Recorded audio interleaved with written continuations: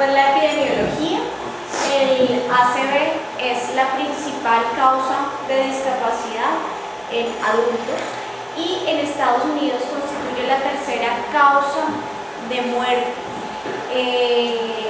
documentándose 150.000 muertes al año por evento cerebrovascular.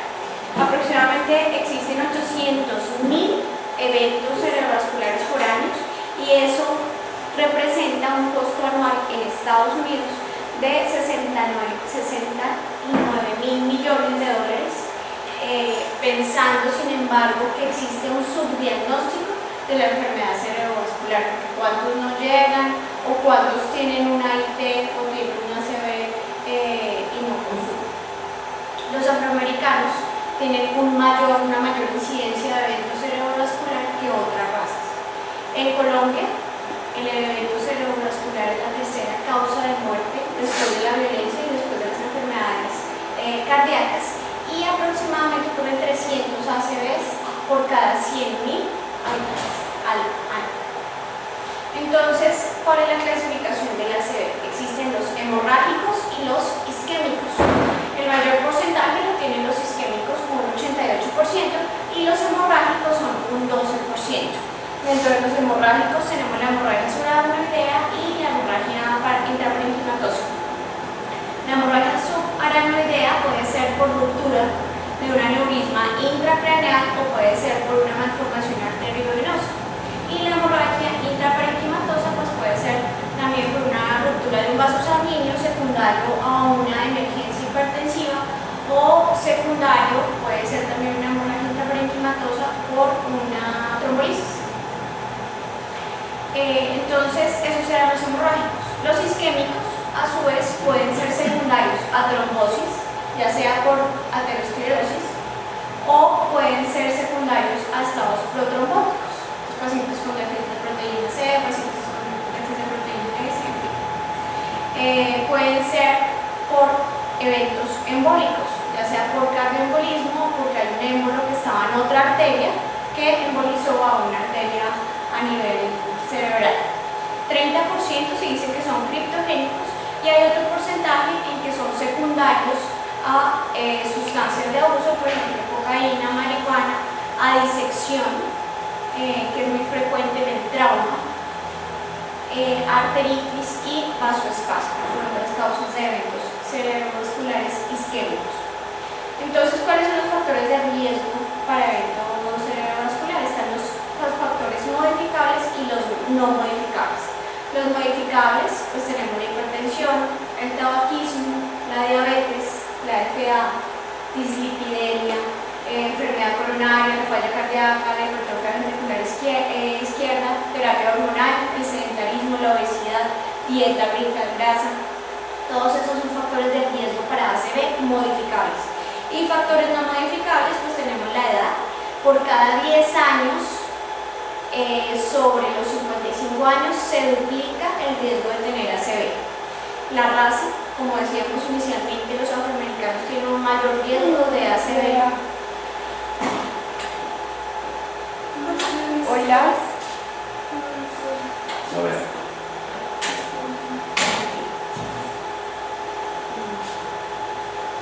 Entonces estamos hablando de ACV, los factores de riesgo para ACV, los modificables y no modificables. Dentro de los modificables pues tenemos la edad, pacientes sobre 55 años, cada 10 años sobre 55 años se duplica el riesgo de tener ACV. La raza, pacientes afroamericanos tienen un mayor riesgo de ACV sobre los caucásicos. El género es más frecuente en los hombres, sin embargo en las mujeres hay mayor mortalidad. Bajo peso al nacer e historia familiar de ACV aumenta el riesgo. Entonces, dentro de la fisiopatología tenemos que hay una placa aterosclerótica, hay una acumulación de ateroma en la pared de un vaso y puede haber ruptura de ese ateroma, y con la ruptura pues va a estimularse la exposición del factor tisular y de colágeno, que es lo que va a estimular la cascada de la coagulación, la activación plaquetaria, la regulación plaquetaria, bueno, la iniciación, la propagación, la amplificación de la cascada de la coagulación, y va a formar un trombo.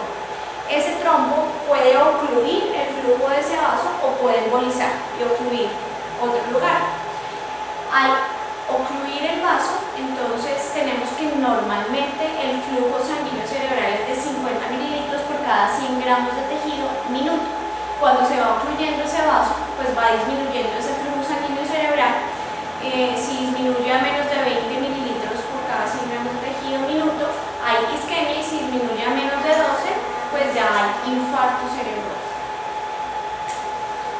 Cuando hay disminución de ese flujo a nivel cerebral, entonces a las neuronas, a la microglía, a los oligodendrocitos, disminuye la entrada o la llegada de nutrientes y disminuye la capacidad de formar ATP.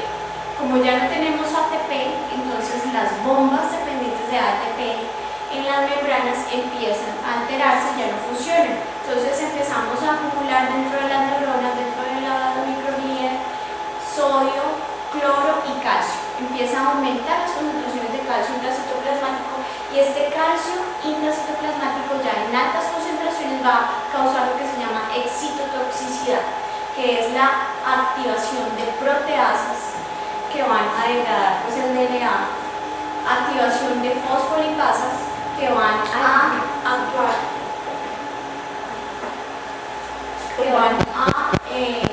sobre los fosfolípidos, van a actuar sobre el ácido araquidónico, y al actuar sobre el ácido araquidónico pues se va a formar prostaglandinas, leucotrienos, y va a estimularse una cascada pues inflamatoria, van a producirse inflamación por este lado. Por otro lado, la isquemia también nos va a estimular la liberación de neurotransmisores excitatorios como el glutamato, que a su vez el glutamato me va a aumentar aún más las concentraciones de calcio intracitoplasmático. Y otro efecto importante de ese calcio intracitoplasmático es que a nivel de la mitocondria va a estimular la liberación de proteínas proapoptóticas y el citocromo C. Entonces, esto es lo mismo ya resumidito. Tenemos una oclusión, ¿cierto? Una oclusión vascular, eso me va a hacer disminución del flujo vascular. Al disminuir el flujo, pues va a disminuir la entrada de ATP, se me van a empezar a acumular el potasio, el sodio, el calcio a nivel intracelular. El calcio a nivel intracelular me va a estimular la liberación de factores proapoptóticos, entonces va a haber apoptosis. El calcio me va a activar caspasas, me va a activar proteasas, me va a activar hemoluquidasas, lipasas, se va a aumentar la producción de radicales libres, va a haber estrés oxidativo, va a aumentar la producción de óxido nítrico, que a su vez me va a estimular la formación de especies reactivas de óxido nítrico, y eso va a terminar finalmente en apoptosis y en necrosis. Es importante ahí que, como aumenta el sodio intracelular, ese sodio intracelular atrae agua, por eso hay edema. Bueno, entonces esta es la... Perdón, se aumenta calcio y sodio. Calcio, sodio y cloro. Se aumentan los electrolitos. Pero hay los más malos, digámoslo. Es el calcio, que es la excitotoxicidad, y el sodio lo que va a hacer es que la célula haya edema celular, porque va a traer agua. Esta es la unidad neurovascular, que es pues, la comunicación de la microglía y esto con los vasos sanguíneos. Entonces ya tenemos que todos estos procesos que dijimos anteriormente están ocurriendo en los oligodendrocitos, en la microglía, en las neuronas, en los astrocitos. Entonces se liberan prostaglandinas, se liberan leucotrienos, que van a hacer que se me altere la integridad del endotelial, de esa barrera neurovascular, y empiezan a migrar, a adherirse y a migrar leucocitos a nivel del sistema nervioso central, y viene lo que es ya la parte inflamatoria. Esto todo ocurre más o menos entre 2 a 3 horas después de la disminución del flujo sanguíneo. Entonces, esto es el resumen. Primero hay una fase de excitotoxicidad, y que se da entre los primeros minutos hasta más o menos 2-3 horas, y empieza la fase de inflamación y apoptosis. Eso es la fisiopatología del evento cerebrovascular isquémico. Y el hemorrágico, pues ya dijimos, hay una ruptura, hay sangre a nivel del tejido parenquimatoso, y esa sangre ejerce dos efectos. Uno, un efecto dañino a nivel del tejido, y otro, un efecto de masa, un efecto mecánico que también pues, puede aumentar la presión intracraniana. Entre más tamaño de tenga este hematoma, entre más tamaño sea la hemorragia intracerebral, se asocia a una mayor mortalidad.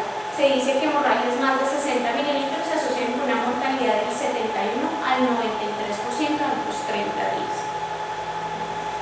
Entonces ya la clínica del ACV va a depender del territorio vascular que se compromete. Entonces pues acá tenemos el polígono de Willis y la vasculatura. Recordemos pues las vertebrales, la basilar. Entonces ya empieza pues la arteria cerebral inferior posterior, la anterior posterior, la superior cerebelar. Posteriormente pues acá está las comunicantes posteriores, la arteria cerebral media, que está en la carótida, la arteria comunicante anterior y ¿dónde está la arteria cerebral anterior? Esta arteria cerebral anterior. Entonces, según el territorio vascular que se comprometa, pues va a ser la sintomatología. El más frecuente, como sabemos, es la arteria cerebral media, y dependiendo de qué rama es la que comprometa, pues va a haber una hemiplegia contralateral, que principalmente es brachiofacial, afasia motora, si se compromete es el hemisferio dominante, desviación de la mirada hacia la lesión. Y si ya se compromete también la división inferior de la arteria cerebral media, pues hay hemianestesia contralateral, anosognosia, afasia ya más sensitiva y hemianopsia homónima contralateral. Entonces cada una tiene pues su sintomatología, no me voy a detener en eso. También, así como hay esos son territorios vasculares cuando compromete un vaso grande, pero también tenemos infartos laterales, que es cuando se comprometen son vasos pequeños. Principalmente comprometen lo que es la cápsula interna, ya sea el brazo anterior, la rodilla o el brazo posterior, o la brazo posterior. Entonces, cuando comprometen el brazo anterior, la rodilla, la cápsula interna, puede manifestarse con disartria, mano torpe. En el brazo posterior de la cápsula interna, el paciente puede llegar a presentar ataxia, hemiparesia, un síndrome motor puro, y en el cuadro compromete el tálamo, pues ya es un síndrome sensitivo puro. Esos son los isquémicos, pero los hemorrágicos, pues también donde más se presentan es en el putamen, ese es el más frecuente. Y generalmente los síndromes hemorrágicos van a comprometer alteración del estado de conciencia, el paciente está más comprometido y más en la esfera mental. El diagnóstico lo hacemos pues con TAC, resonancia, tomografía, hacer pues una eco del carotidio y transcraneal para mirar dónde hay alteración de los flujos, si es a nivel del carotidio, tiene estenosis a nivel de las carotidas, o si vemos alteración en el flujo a nivel del eco Doppler transcraneal. Un electrocardiograma para mirar si hay un trastorno del ritmo que sugiera que ese paciente pudo haber tenido un cardioembolismo, y un ecocardiograma. Entonces ya en el tratamiento, ¿cómo voy a enfocar al paciente? Entonces tenemos un déficit que es súbito y es sugestivo de que el paciente tiene una ACV. Primero que todo, pues se abre la circulación, la vía aérea, la ventilación, oxígeno, tomar una glucometría para descartar que la focalización del paciente no sea secundaria, pues, por ejemplo, la hipoglicemia. De una vez, en ese momento estamos como en triage, tomar el peso, tomar un electrocardiograma y ir averiguando cuánto tiempo de evolución tienen esos síntomas. En el ACV isquémico es importantísimo el tiempo de evolución. Es menos de 3 horas, de 3 a 4.5 horas, o es más de 4 horas y media. Entonces, cuando esta es la ventana de trombolisis, entonces llamamos al equipo de ACV, que cada institución lo ideal es que tenga un equipo de ACV y una unidad pues, para eventos cerebrovasculares. Aquí hay, ¿no? El doctor Recep. Después se hace la escala, que ya la vamos a ver, que es la del NIH. Se toman muestras, se canaliza el paciente, se toman muestras de tiempos de coagulación, de plaquetas, cuadro hemático. De una vez apenas llega el paciente, se canaliza con solución salina de 50 cc hora y se toma el TAC. El TAC, entonces la idea es que sepamos si ese evento es isquémico o es hemorrágico. En los eventos hemorrágicos, pues hemorragia subaracnoidea, aneurisma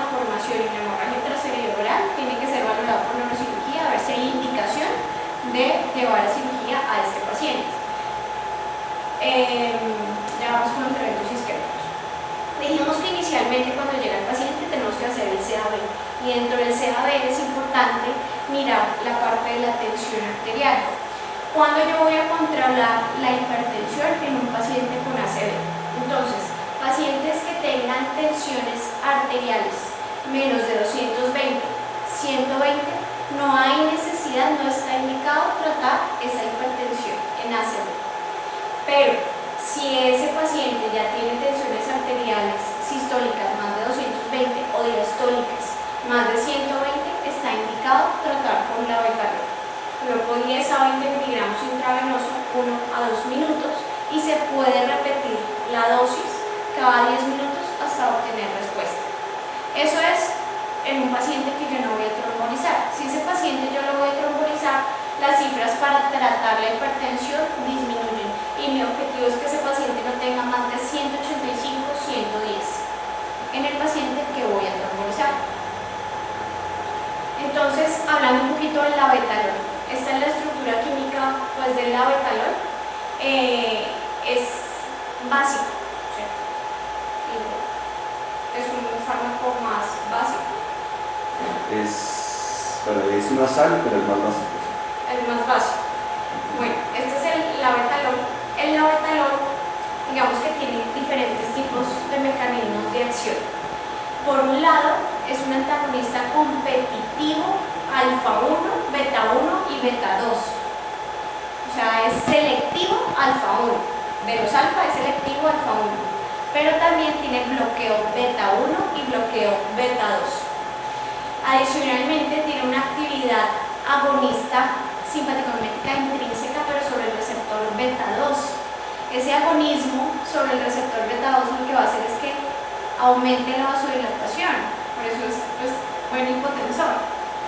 Y por otro lado, también el antagonismo sobre el receptor beta es mayor que la afinidad por el receptor alfa. El labetalol es una mezcla racémica. Tiene 4 isómeros esa mezcla. Tiene el isómero RR, el RS, el SR y el SS. Cada isómero va a tener un mecanismo, digamos, particular o más afín a un receptor que el otro isómero. Por ejemplo, el RR tiene mayor afinidad, 4 veces más afinidad por el receptor beta que la mezcla racémica en conjunto. Y tiene igual actividad simpático-mimética intrínseca sobre el receptor beta 2, el isómero RR. El isómero RS casi no tiene efectos diferentes a la mezcla racémica. El isómero SR tiene 5 veces más afinidad sobre el receptor alfa y el SS no tiene afinidad sobre el receptor beta sino solo alfa. Entonces el labetalol se utiliza principalmente intravenoso. La biodisponibilidad oral es baja, del 20-40%, porque tiene un alto efecto de primer paso. La acción hipotensora empieza como hacia los 2 a 5 minutos, máximo hacia los 15 minutos se va a obtener esa respuesta máxima hipotensora y la duración de acción va a durar de 2 a 4 horas.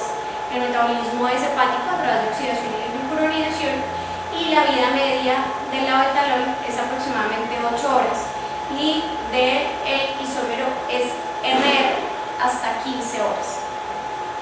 Estos son los principales efectos adversos o las reacciones adversas con labetalol. Entonces, algo particular es que puede elevar transaminasas, diabetes, pues hiperglicemia, bradicardia, bloqueo, mareo, disfunción eréctil.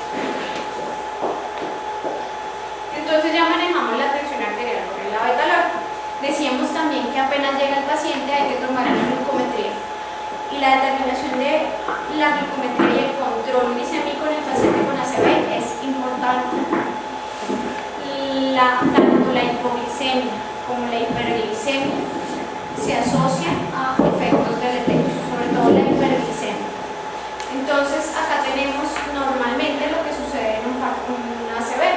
Tenemos el núcleo central, que es la zona que no es recuperable, o sea, ya está muy isquémica y está infartada, o sea, ya no es recuperable, pero alrededor de esa zona tenemos el tejido en que está el penumbra isquémico, Entonces, ese tejido en penumbra isquémica es el que es potencialmente recuperable y el que yo quiero con el tratamiento recuperar, salvar.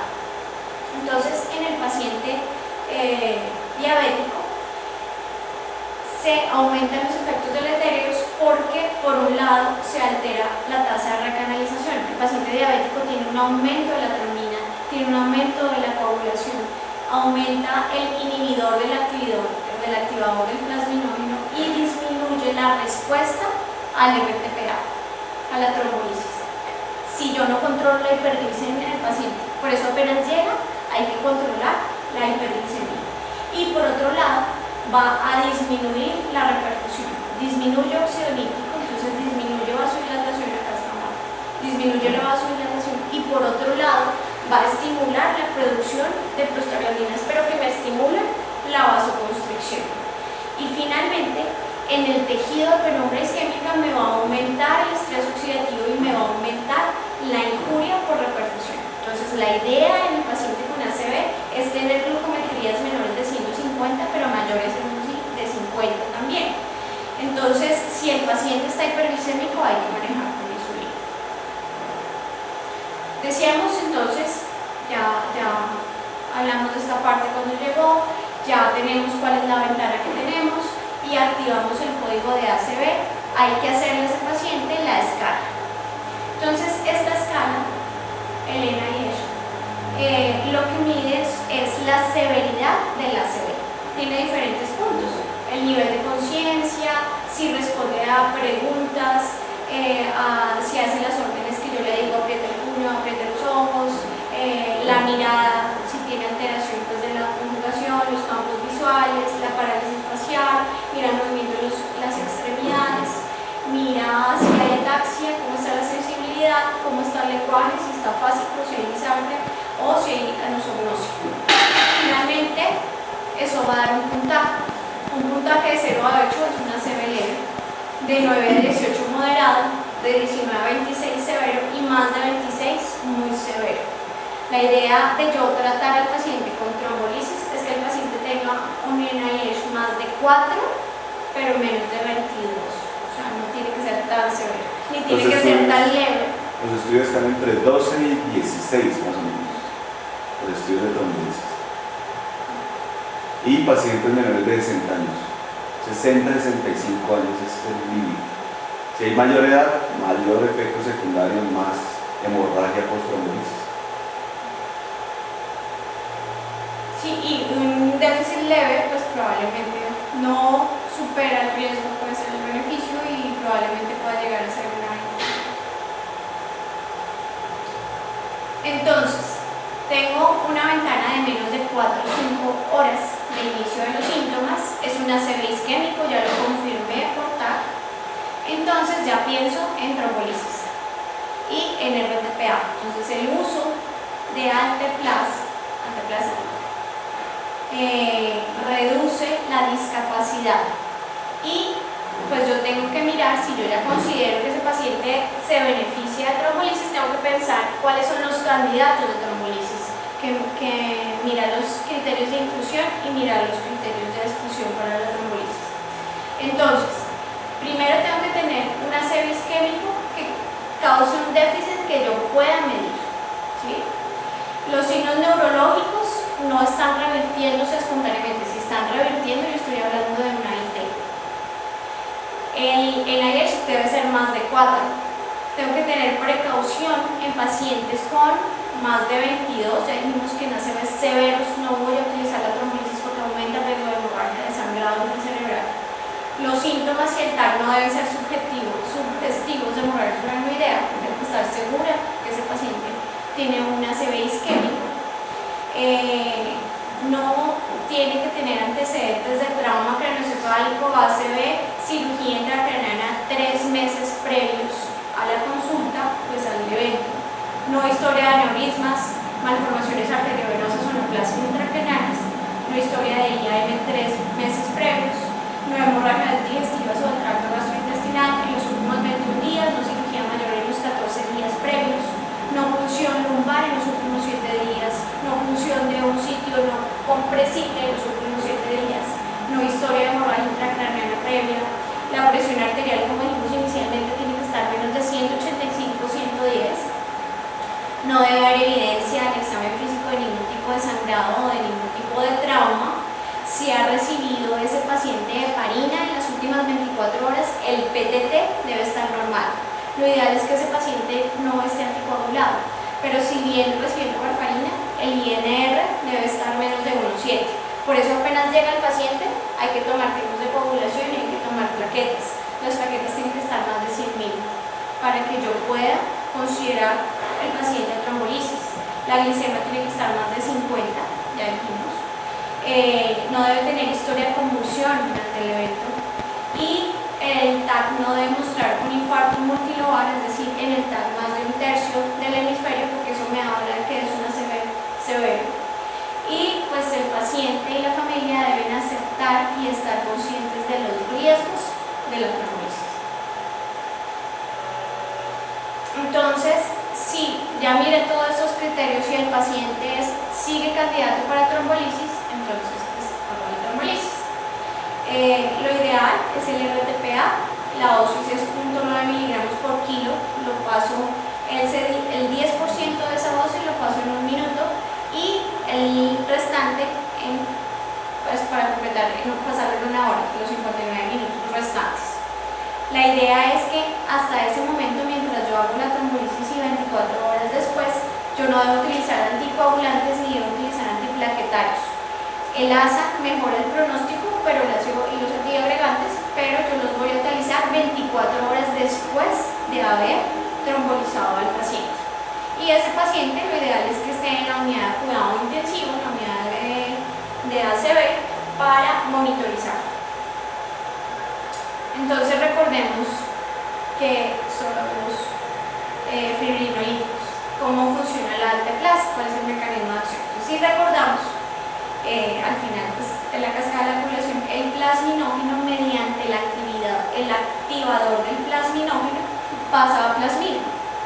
Y esa plasmina me va a pasar la fibrina a productos de degradación de la fibrina, o sea, me va a degradar la fibrina y de esa forma pues va a ser anticoagulante. Este es el plasminógeno, este es el activador del plasminógeno, están representados. El plasminógeno es una glicoproteína que tiene 791 aminoácidos y el desdoblamiento en un aminoácido que es arginina en la posición 560 ese desdoblamiento en ese lugar permite su paso a plasmina. Este es el activador del plasminógeno. El activador del plasminógeno mediante este dominio, que es un dominio digitiforme lo llaman, se une al plasminógeno. Entonces se une. En este momento todavía no está activo el plasminógeno. El activador del plasminógeno, hasta que se una a la fibrina con el plasminógeno, ahí sí me lo va a activar, me va a potenciar esa activación. Entonces ya cuando este activador del plasminógeno también se me une a la fibrina, el plasminógeno me pasa a plasmina y la plasmina me va a degradar la fibrina. El alteplast tiene un metabolismo hepático, más o menos a los 30 minutos ya se ha metabolizado y se empieza a excretar. La recanalización es muy temprana, o sea, ya a las 3 horas ese paciente, después de la administración del paciente, ya debo esperar que esté recanalizado. Por eso también la vigilancia en la unidad de cuidado intensivo. Yo estoy monitorizando al paciente, pero también, aparte de lo cardiovascular, estoy monitorizando la parte neurológica, mirar que me esté recuperando y que si hay un mayor déficit neurológico es porque ese paciente me sangró o toca mirar a ver qué pasó.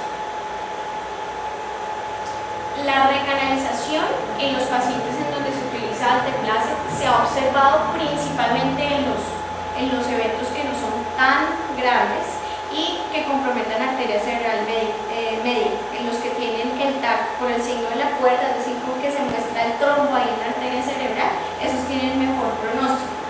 Sin embargo, recordemos que los ACV graves, y por eso es como una contraindicación, el colocar trombolisis por alteplast va a aumentar el riesgo de transformación hemorrágica. Y eso es porque la isquemia, al generarme, como vimos, inflamación, va a aumentar la permeabilidad vascular y eso hace que haya riesgo de extravasación, que haya riesgo de sangrado.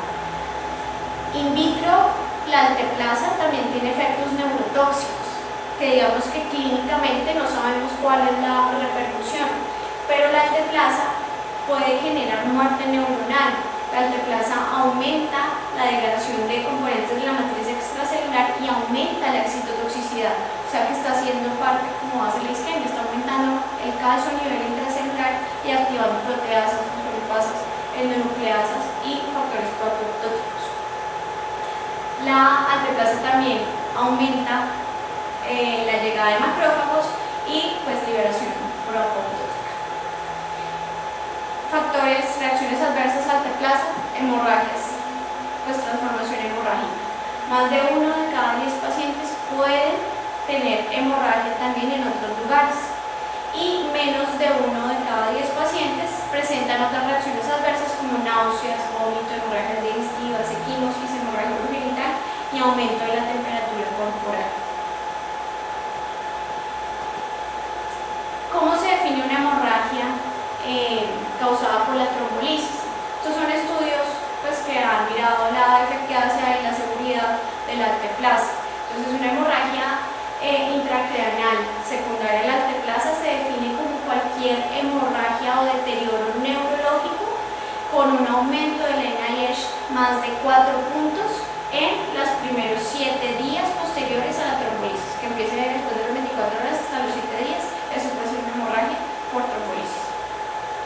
Entonces, principalmente quienes tienen aumento de riesgo sangrado, pues pacientes que estén anticoagulados, que estén con antiplaquetarios. Y otro efecto adverso de la alteplasa pues puede ser la reacción anafiláctica o anafilactoide, sobre todo en pacientes que están tomando ligas. ¿Sí? Bueno, estos son unos estudios corticos que han probado la eficacia de la alteplasa. Este primero, básicamente fue como el primero que miraba el tiempo dentro de las primeras 3